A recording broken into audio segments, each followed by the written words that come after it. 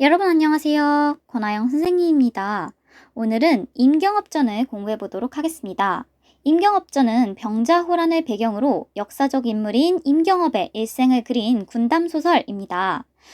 이 작품을 볼 때 서사갈래의 전개와 작품에 반영된 시대 상황에 주목하면서 작품을 감상해 보도록 하겠습니다. 굳이 임경업전이 교과서에 등장한 이유가 무엇인가 하면요.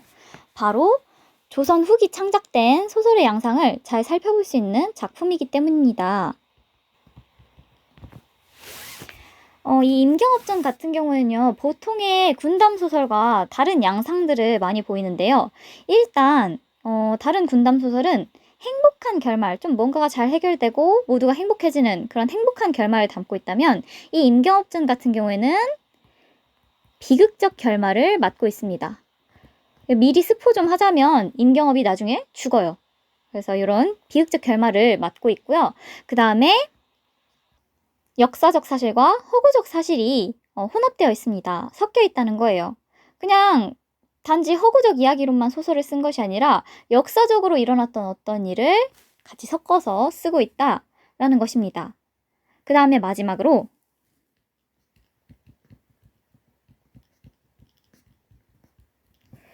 어떤 잘못된 사회적 상황에 대해서 비판하고자 하는 그런 비판적 의식도 분명하게 드러내고 있다. 이렇게 세 가지 내용이 조선 후기 창작되는 소설의 양상을 잘 나타내기 때문에 이 임경업전이 교과서에 실리게 된 것이라고 볼 수 있겠습니다.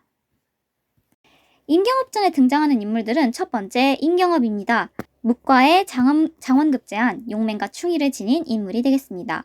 그 다음 인조는요, 조선의 제16대 왕으로 병자호란을 겪은 왕이고요. 김자점은 역모를 꾀하는 인물입니다. 그래서 자신의 역모에 방해가 되는 임경업을 경계하는 인물이 되겠습니다. 그래서 이 임경업이 바로 주인공이 되겠고요. 그 다음에 김자점이 임경업과 대치하는 반동인물이 되겠습니다. 자, 앞부분 줄거리부터 먼저 살펴볼게요. 임경업은 사신 20액을 따라 명나라에 갔다가 가달의 침략을 받고 명나라의 구원을 청한 호국을 도와 승리를 거두고 귀국합니다. 여기서 호국은요, 청나라고요. 후에 청나라가 되는 오랑캐나라를 의미하고요. 여기서 임경업과 20액은요, 둘 다 실존 인물입니다. 그래서 이렇게 임경업이 호국, 청나라를 도와서 승리를 거두고 귀국을 하는데 이후 강성해진 호국이 조선을 침략하려요. 배신이야, 배신. 호국의 배신.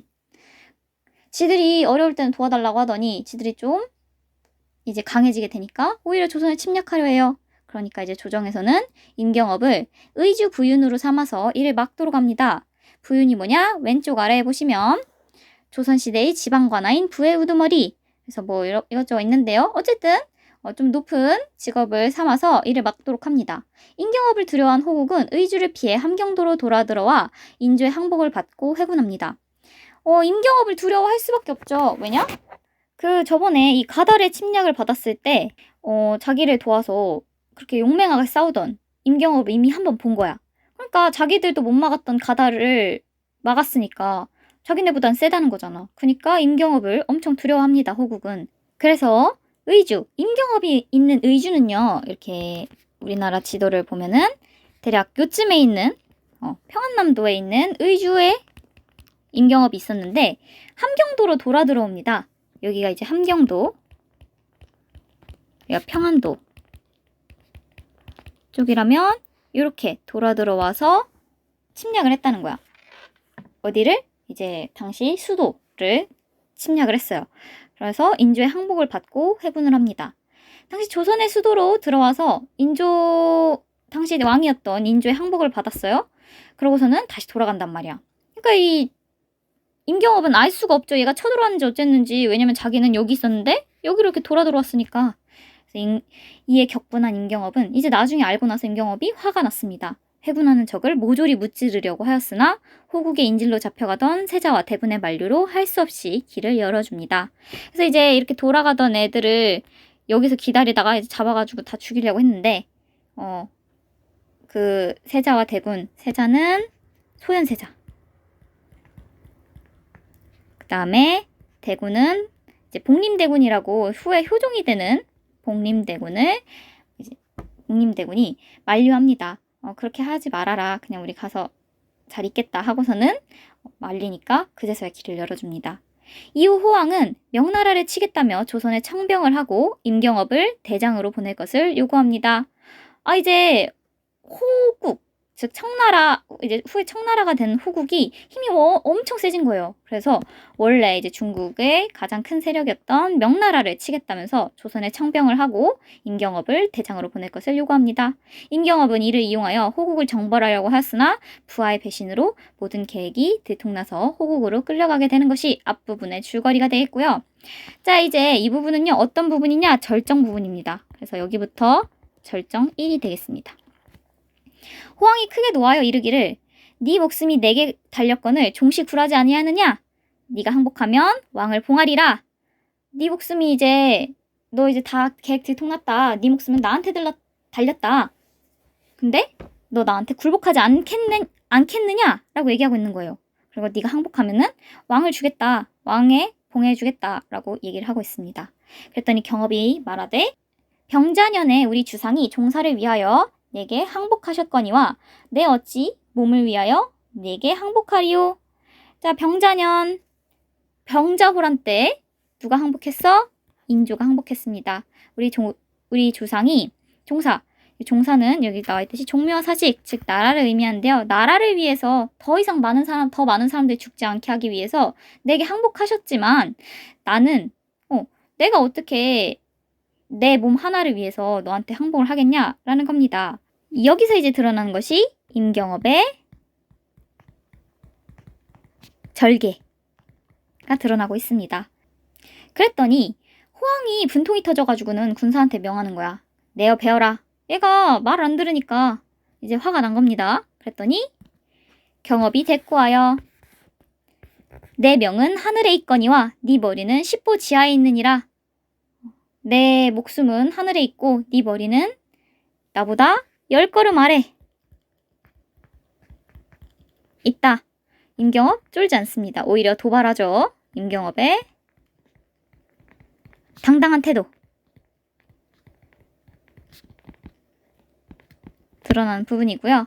안색도 변하지 않고 무사를 보며 밥비죽이라 하니 어서 나 죽여라. 안색도 하나 변하지 않습니다. 호왕이 경업의 강직함을 보고 탄복하여 묶은 것을 풀고 손으로 이끌어 올려 앉히고 말하기를 갑자기 상황이 반전됐어요.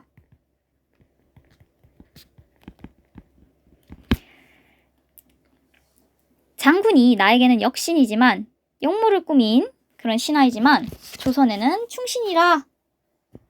내 어찌 충절을 헤아리요. 장군의 원대로 하리라. 라고 이야기를 하고 있습니다. 자, 그러면 장군의 원이 무엇이냐 하는 것이 뒤에 나옵니다. 바로 세자와 대군을 놓아 보내거라 였습니다. 그래서 임경업이 자기가 소원을 빌었던 대로, 자기가 원했던 대로 세자와 대군을 풀어주게 되는 것이 여기까지의 내용이 되겠습니다. 자, 이때 세자와 대군이 별궁에 계시면서 임장군을 주야로 기다리는데 아침 저녁을 기다리는데 문득 문을 지키는 관원이 들어와서 고하되 임장군이 천자께 청하여 세자와 대군을 놓아보낸다 하거늘 세자와 대군이 기뻐하여 국문 밖으로 나와 기다리다가 경업이 와서 울며 절하되 세자와 대군이 경업의 손을 잡고 함께 들어가 호왕을 배우니 호왕이 이르기를 자, 세자와 대군이 풀려날 수 있었던 이유 오른쪽 날개 보시면 무엇이었어요? 호왕은 임경업한테 감동했어요. 임경업을 높이 평가했어요. 어떤 점을 높이 평가했느냐? 임경업이 절개도 있고 충성심도 있고 당당함도 있고 이런 임경업을 높이 평가했단 말이야. 그래서 임경업의 원을 들어줬어요. 이런 임경업의 절개, 충성심, 당당함에 감동하고 높이 평가해서 세자랑 대군을 놓아보내달라는 임경업의 소원을 들어줬다. 그래서 세자와 대군이 풀려날 수 있었다라는 것이고요. 그랬더니 이제 호왕을 배웠더니 호왕이 이르기를 경등을 임경업이 생사불구하고 구하려 돌아가려 하기로 내 경업에 충절에 감동하여 경등을 보내노니 각각 소원을 말하면 내 정을 표하리라. 자, 경등을 임경업이 생사불구하고 구하려 돌아가려고 했대. 그러니까 자기 목숨보다 세자와 대군을 더 구하려고 했던 임경업의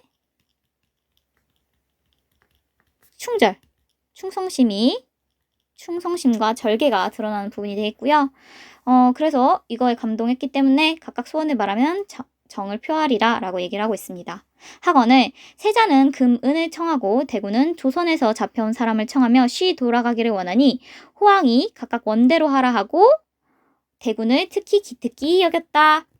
자, 소현세자는 뭘 원하냐면 금은보화, 돈을 원했어요. 재물을 원했고 대군은 조선에서 잡혀온 사람을 청했습니다. 그랬는데 호황이 각각 소원을 들어주고서 누굴 칭찬했냐면 대군을 칭찬했습니다. 이유가 뭐냐? 대군은요, 재물보다는 사람을 먼저 생각했기 때문입니다. 즉, 자신의 백성들을 재물보다 더 귀히 여겼기 때문에 대군에게 더 칭찬하고 대군을 더 기특히 여겼다라는 것입니다. 자, 이제 경업이 세자와 대군을 메시고 나와 하직하거늘 세자와 대군이 울며 말하기를 장군의 덕택으로 고국에 돌아가거니와 장군을 두고 가니 마음이 어두운지라 어찌 슬프지 아니하리요. 이 말은 뭐냐? 지금 임경업은 돌아갈 수가 없다는 거야. 세자랑 대군은 돌아가는데 임경업은 돌아갈 수가 없어요. 그래서 매우 슬퍼하고 있습니다. 바라건대 장군도 쉬 돌아오기를 바라노라 하니 경업이 대답하기를 하늘이 도와 세자와 대군이 고국으로 돌아가시니 불승만행이오나 불승만행 아주 다행이에요. 모시고 가지 못하오니 가슴 아픔을 어찌 측량하오리까 하니 세자가 가로되 장군과 동행하지 못하니 결연함이 비할 데가 없는지라. 장군과 같이 가지 못해, 임경업과는 같이 가지 못해서 결연함, 모자라서 서운하거나 불만족스러움, 이 비할 데가 없어요. 지금 임경업을 데려가지 못해서 서운해요 조금. 그러나 중로에서 기다릴 것이니 속히 돌아옴을 추선하라. 오가는 길의 중간에서 돌아오겠다. 그러니까 너도 얼른 돌아오라 라고 얘기를 하고 있습니다. 자, 그래서 오른쪽 날개 문제 보고 지나가면요, 호황이 대군을 기특하게 여긴 이유는 아까 얘기했듯이 이렇기 때문입니다. 그래서 이거를 좀 정리해서 살펴보면 재물을 청한 세자와는 달리 대군은 백성들을 먼저 생각하면서 백성들을 청했기 때문이다 라고 우리가 답을 쓸 수가 있겠습니다. 자, 다음 쪽으로 넘어가면 그렇게 얘기했더니 경업이 탄식하면서 뭐라고 얘기했느냐? 세자가 얼른 돌아와라, 우리가 기다리고 있을 테니까. 이랬더니 경업이 바라건대 지체하지 마시고 바삐 가시면 신도 머지않아 갈 것이니 염려하지 마소서 라고 세자를 안심시킵니다. 학원을 세자와 대군이 경업과 이별하고 출발하여 백두산 아래 이르러 조선을 바라보고 눈물을 흘리며 한탄하기를 임장군이 아니었던들 우리를 위하여 만리타국에 죽기를 돌보지 아니하고 구하는 자 뒤에 있으며 우리를 보내고 장군은 돌아오지 못하니 어찌 슬프지 아니하리오. 명천이 도와 쉬 돌아오게 하소서라고 한탄을 합니다. 자, 만리타국은 무슨 뜻이냐면요, 조국이나 고향에서 멀리 떨어져 있는 다른 나라를 의미합니다.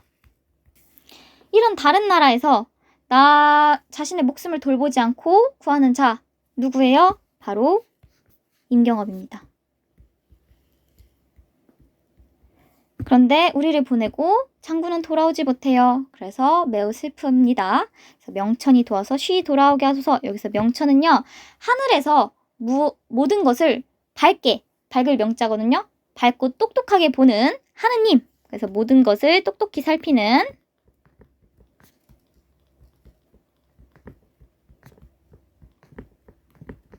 하느님을 우리가 명천이라고 합니다. 그래서 여기까지는 이제 세자와 대군은 조선으로 돌아가게 되고 경업은 청나라에 남는 것까지가 이 부분의 내용이 되겠습니다. 자, 이번 시간에는 여기까지 공부하도록 하고요. 다음 시간에는 절정 2, 3 부분 끝까지 공부해 보도록 하겠습니다. 고생 많았어요. 안녕. 여러분 안녕하세요. 권하영 선생님입니다. 오늘은 임경업전 두 번째 시간입니다. 절정 2 부분부터 시작하도록 할게요. 절정 2는 지난 시간 공부했던 222쪽 9번째 줄 이후 부분입니다.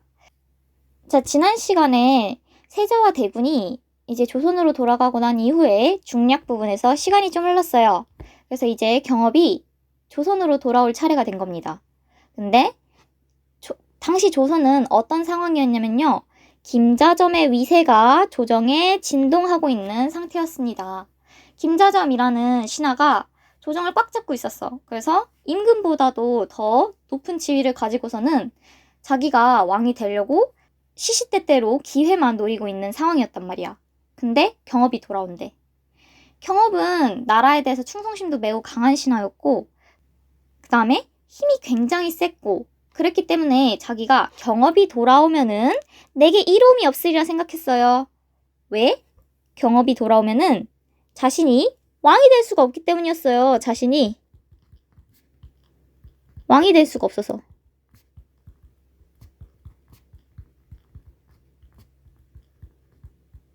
방해가 될 것이라고 생각하고서는 이제 임금께 주상이 뭐냐면 아뢰는 겁니다. 경업은 반신이어서, 반신은 뭐냐면 역모를 깨한 그런 임금에게 반역하는 신하이기 때문에 황명을 거역하고 도망하여 남경에 들어가 우리 조선을 치고자 하다가 하늘이 무심하지 아니하사 북경에 잡힌 바 되어 제 계교를 이루지 못하매. 자, 이게 무슨 말이냐면요. 그래서 황명은 호국의 왕입니다. 호국의 왕. 아직 황제는 명나라가 황제임에도 불구하고 지금 김자점은 이미 호국, 청나라의 왕을 황제로 인정을 하고 있다는 거예요. 그러니까 중국의 왕권이 새롭게 바뀌는 것을 이미 인정을 하고 있다는 겁니다. 그래서 황명을 거역하고 도망해서 임경업이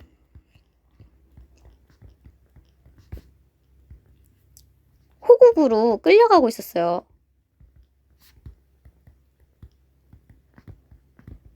그러다가 자신을 끌고 가는 그 호병을 죽이고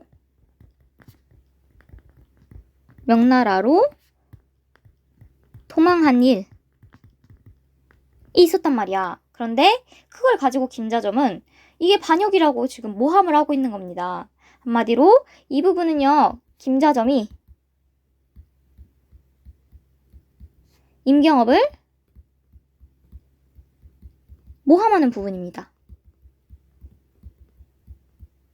지금 임경업은 아무 죄가 없는데 대역죄인이라고 지금 모함을 하고 있는 부분이고요. 그동안 임경업에게 무슨 일이 있었는지를 요약적으로 제시를 하고 있는 부분이기도 해요.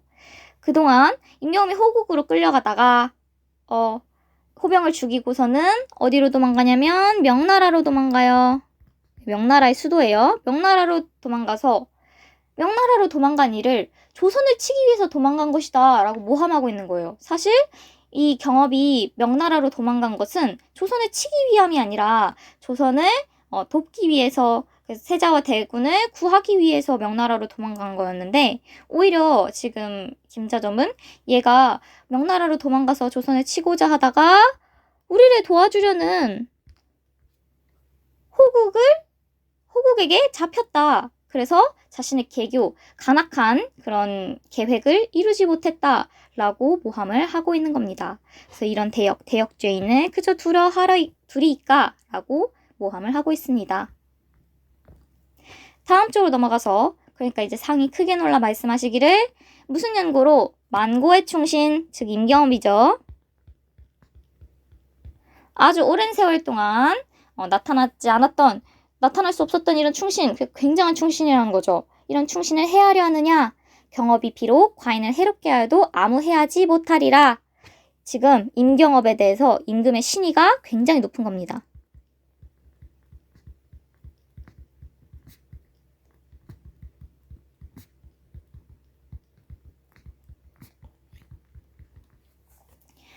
임금이 임경업을 완전 믿고 있는 거야. 하시고 오히려 자점을 엄히 꾸짖어 나가라 하시니 자점이 나와 동료와 의논하기를 경업이 의주에 오거든 역적으로 잡아오거라. 아니 왕은 지금 임경업을 해하지 말라라고 명령을 했는데 지금 김자점은 왕의 명령을 어기고 있단 말이야. 이 부분은요. 왕명이 이행되지 않을 정도로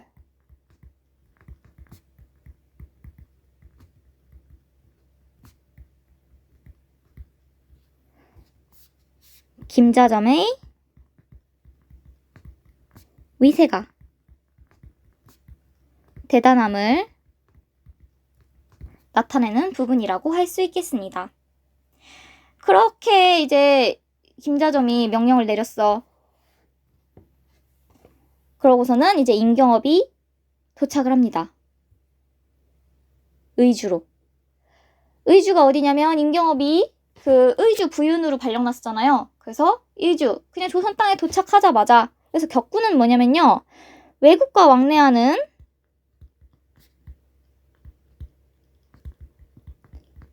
사신의 배를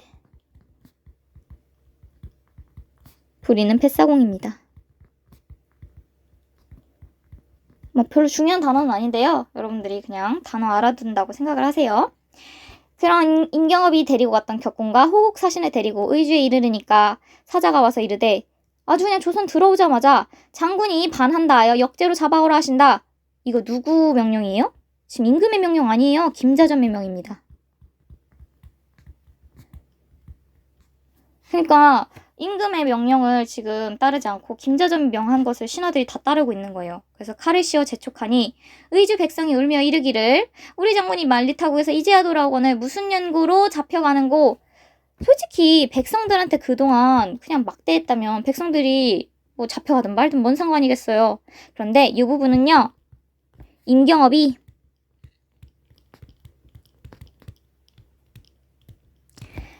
평소에 백성들을 위해 애써왔음을 드러내고 있습니다. 그래서 백성들도 그러한 임경업의 마음을 알기 때문에 이렇게 슬퍼하고 있었어요. 그래서 오른쪽 날개에 보시면 임경업이 잡혀가는 모습을 본 의주 백성들의 반응은 어떠하냐면 울면서 안타까워하고 있어요.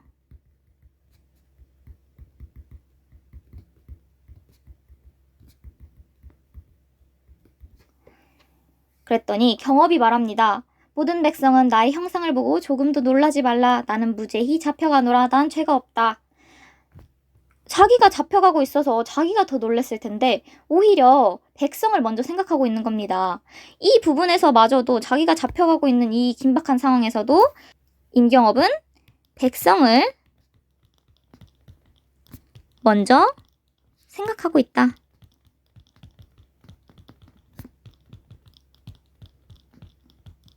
하는 것입니다. 하니 남녀노소 없이 아무 연고를 모르고 슬퍼만 하고 있어요. 왜 잡혀가는지도 모르고 슬퍼한다는 겁니다. 그래서 경업이 새별령에 다다다 전의를 생각하고 격군들을 부릅니다. 자, 새별령이 어디냐면요, 따로 설치한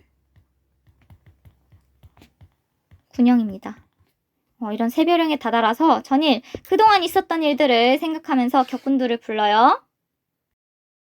불러서 무슨 얘기를 하냐면요, 너희들이 부모 처자를 이별하고 말리타우에 갔다가 무사히 돌아오매 너희 은혜를 만분의 1이라도 갚을까 하였더니 시운이 불행하여 죽게 되매 다시 보기 어려우니 여등은 각각 돌아가 잘 있거라 라고 얘기를 하고 있습니다.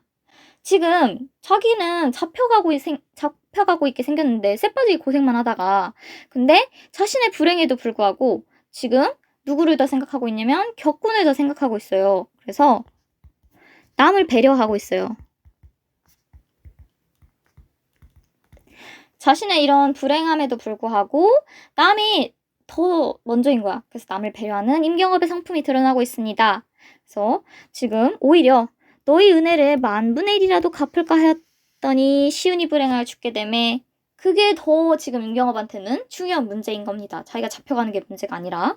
그래서 왼쪽에 보시면 임경업이 격군들에게 하는 말에서 느껴지는 임경업의 모습은요, 다음과 같습니다. 짠! 임경업은 위기 상황에서도 군사들에게 은혜를 갚지 못하는 것을 안타까워하고 있습니다. 이것으로 볼 때 이 부분은요, 남을 먼저 배려하는 임경업의 인간적인 면모가 드러나는 부분이 되겠습니다. 그래서 이 부분은 임경업의 성품이 잘 드러난 부분이다 알아두시고요. 하니 격군들이 울며 말합니다. 아무런 연유를 모르거니와 장군의 충성이 하늘에 사무쳤으니 설마 어떠하리오. 과히 슬퍼 마소서 라고 하면서 차마 떠나지도 못하고 있습니다. 자, 이렇게 격군들도 울면서 말하는 걸로 봐서는요, 평소 군사들도 임경업을 잘 따랐음을 나타냅니다.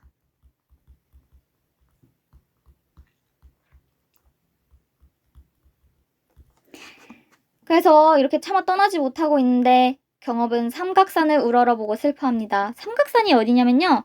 서울에 있는 북한산을 의미합니다.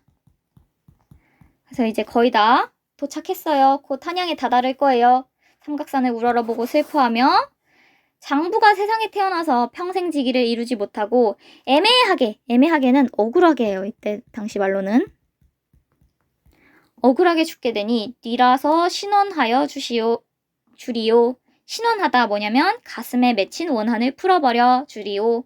224쪽 왼쪽 아래 있죠. 그래서 지금 자기가 원통하게 죽게 되고 있다. 평생 직위를 이루지도 못하고 라고 이야기를 하면서 통곡합니다. 그랬더니 산천초목도 따라서 슬퍼하더라. 아니, 임경업이 산천초목이 슬퍼하는지 뭐 하는지 어떻게 알겠어요? 이 부분은요. 지금 서술자가 개입하고 있는 부분입니다. 자, 이 서술자가 누군데요? 지금 이 소설 임경업전은요. 전지적 작가 시점입니다.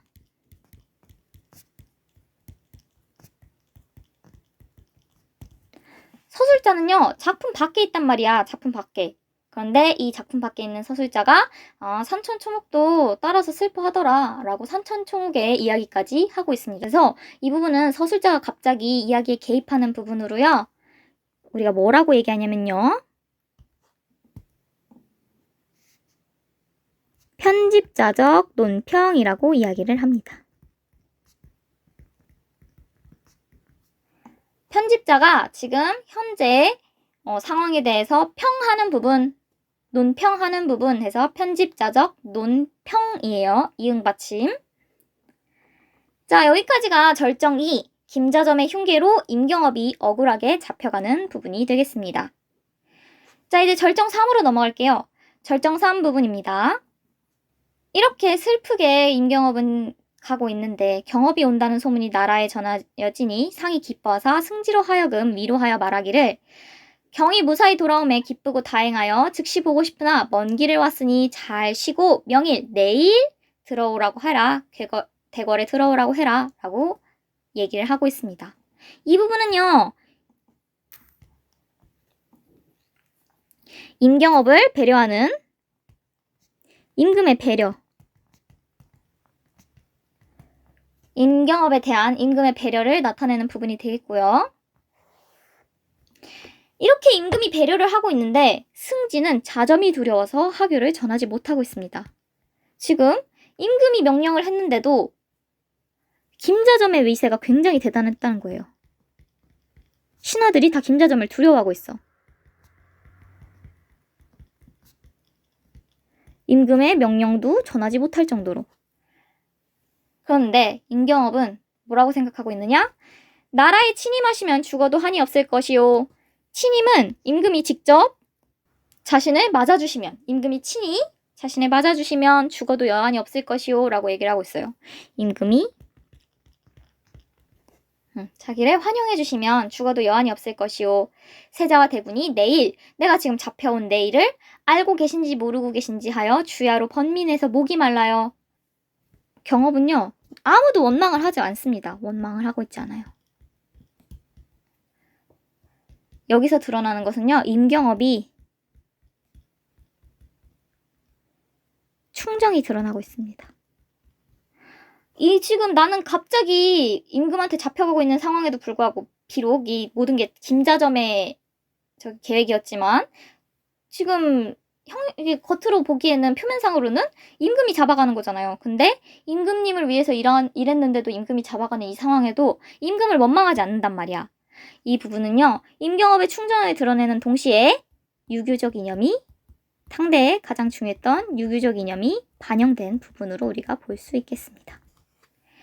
자, 그래서 주야로 이렇게 번민해서 목이 말라서 물을 구하나 옥졸이 물을 주지 않아요. 이거는 다 자점의 흉계입니다. 그래서 이 김자점이 옥졸들한테까지 손을 쓴 상태다라는 겁니다. 그래서 임경업이 이러한 형편을 보고 탄식하여 이르기를 옥졸들까지도 나를 미워하니 이는 필시 하늘이 나를 죽게 하심이니 누구를 원망하리오. 끝까지 아무도 원망하지 않습니다. 자신의 죽음을 운명으로 여겨요.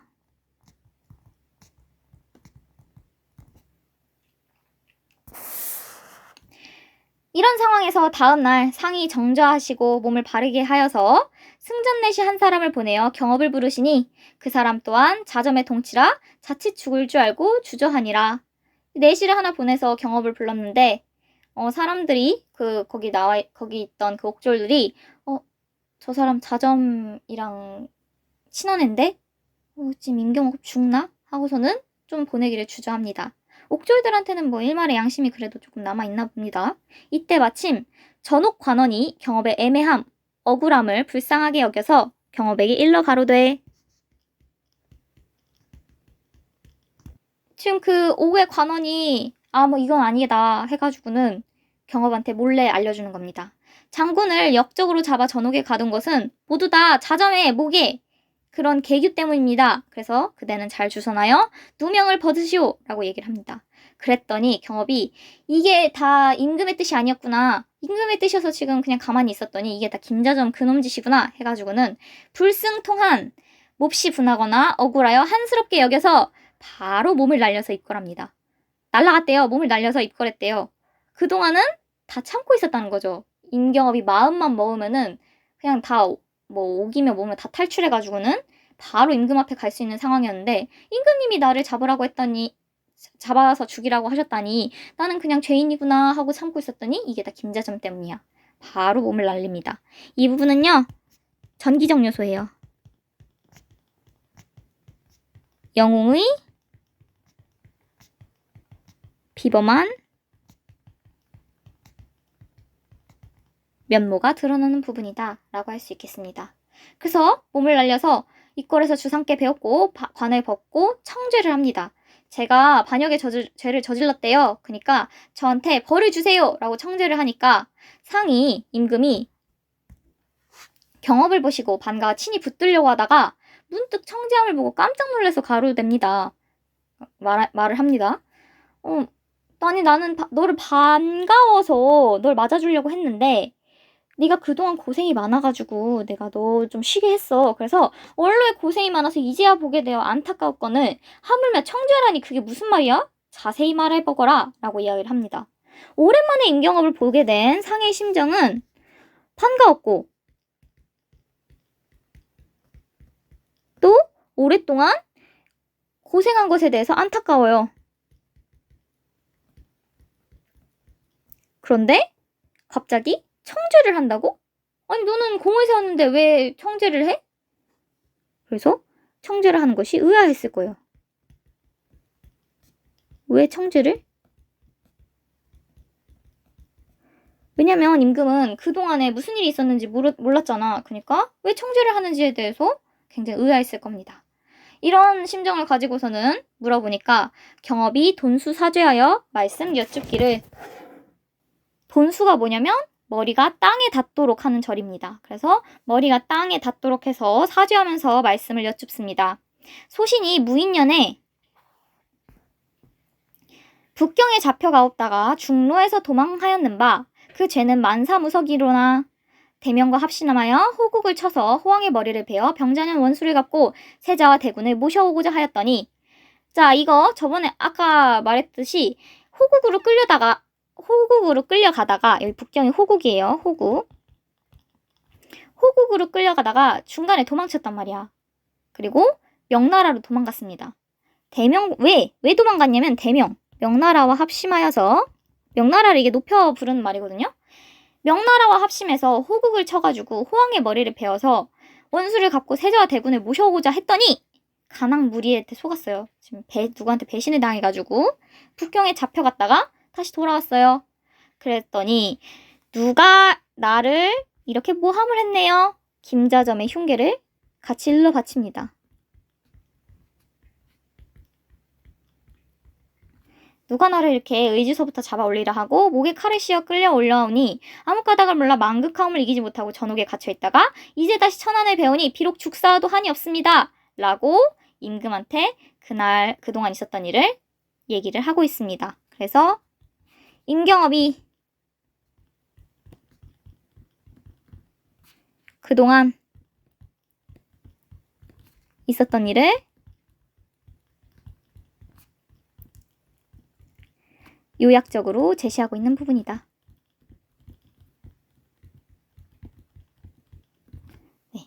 그런 부분이다 라고 알아두시면 되겠습니다. 하는지라 상이 들으시고 매우 놀라요. 왜냐면 그동안 있었던 일을 전혀 몰랐거든요.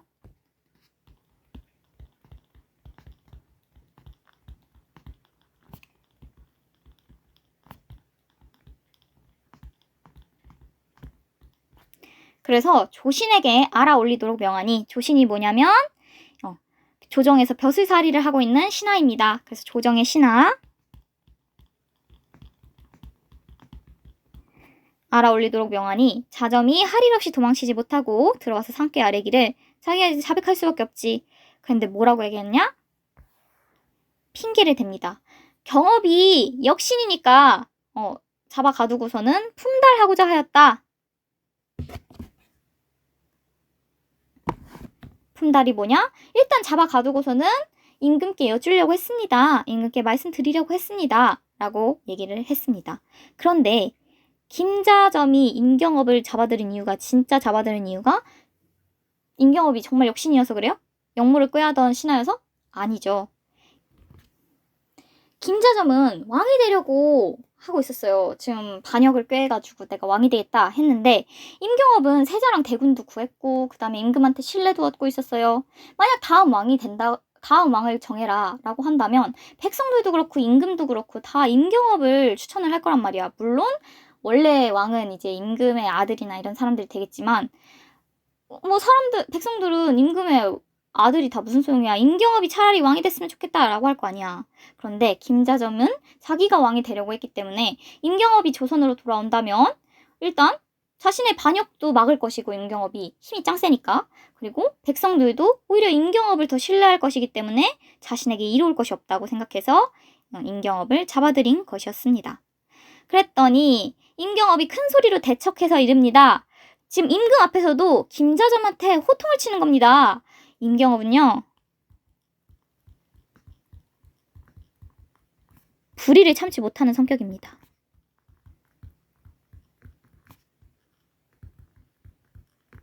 임경업이 불의를 참지 못하는 성품임을 알 수 있어요. 임금 앞에서도 이건 아니지! 하고 신하를 꾸짖을 수 있는 그러한 강직한 성품을 지니고 있다라는 겁니다. 이 몹쓸 역정놈아, 네 벼슬이 높고 국로, 나라에서 받는 그 녹봉, 이게 족하거늘 무엇이 더 부족하여 찬역할 마음을 두어 나를 죽이려 하느뇨?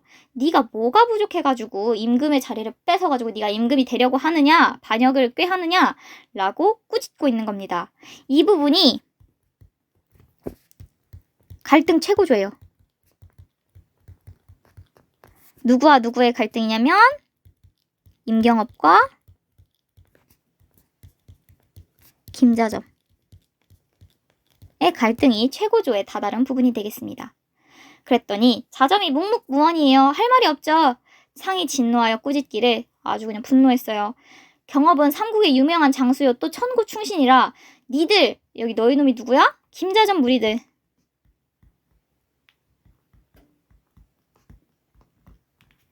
무슨 뜻으로 죽이려 하느냐? 이는 반드시 부동을 꾀함이라.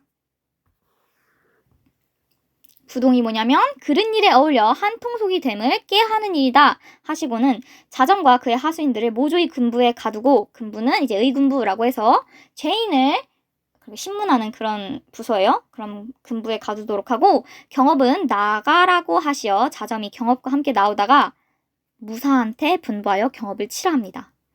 지금 김자점이 왕명을 거역하는 부분이죠. 왕은 지금 김자점네 머리를 모두 다 의군부에 가두라고 하고, 오히려 경업은 아주 그냥 잘했다라고 얘기를 하고 있는데 김자점은 왕명을 거역합니다. 여기도 이제 김자점의 위세가 대단하다라는 것을 우리가 알 수 있습니다. 그랬더니 무사들이 달려들어서 김자점을 치는 게 아니라 경업을 무수히 난타질합니다. 그래서 거의 죽게 되어서 전옥에 가두고 자점은 금부로 가게 되었습니다. 이렇게 지금 절정 3 부분은요,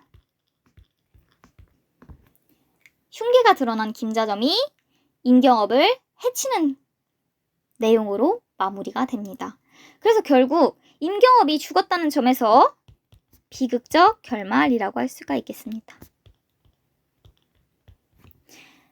자, 뒷부분 결말의 줄거리는요, 임경업은 결국 죽음을 맞게 되고요. 그 후 꿈속에서 임경업의 현신을 본 왕은 김자점을 처형하고 임경업의 충의를 포상하는 것으로 이야기가 마무리가 됩니다. 비록 임경업의 충의를 임금이 알아줬지만 임경업이 결국 죽었다는 점에서 비극적으로 끝나고 있는 것이지요. 자, 그러면 우리는요, 이런 비극적인 결말이 도대체 왜 나오게 되었는가에 대해서 생각할 필요가 있습니다.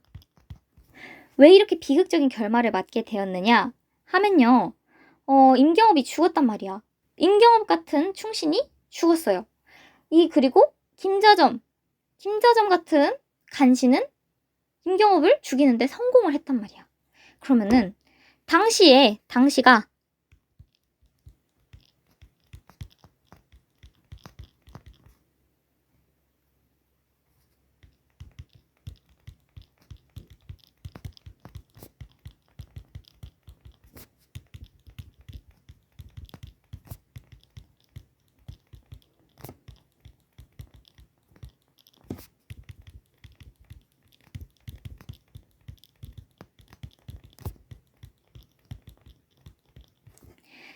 이 당시 조선은 임경업과 같은 충신이 뜻을 제대로 펼 수 없는 상황이었다라는 것입니다. 그래서 이런 비극적 결말은요, 첫 번째, 이런 상황을 비판하고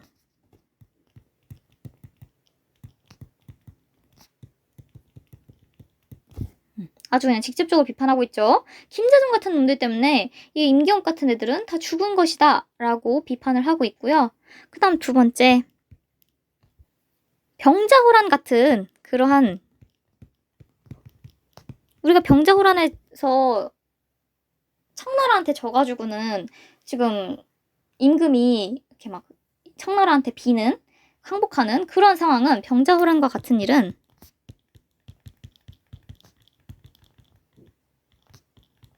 우리 민족의 힘이 부족해서가 아니라는 겁니다. 이런 간신히 판에 치는 이런 상황 때문이다 라고 자신들의 그러한 상황을 다른 쪽으로 돌림으로써 우리가 받았던 치욕과 분노를 위로하고자 이런 비극적 결말을 맞이하게 했다라는 점을 우리가 알 수 있겠습니다. 자, 이렇게 우리가 지금까지 임경업전의 내용에 대해서 살펴보았고요. 다음 시간에 학습지와 그 다음에 학습활동을 통해서 조금 더 자세하게 임경업전을 공부해 보도록 하겠습니다. 다음 시간에 만나요. 안녕!